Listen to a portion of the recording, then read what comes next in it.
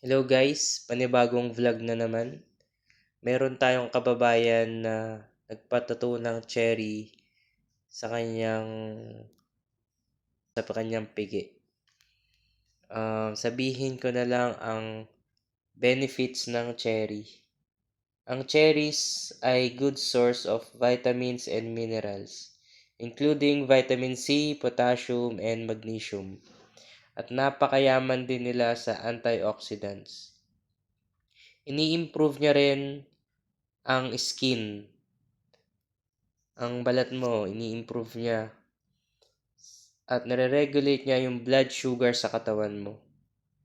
May potential din siyang i-prevent ang cancer o pigilan ang cell growth ng isang cancer sa breast, colon, liver.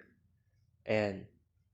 So, once na nag-take ka nito, may improvement sa pagtulog mo. Ganun na rin sa heart mo.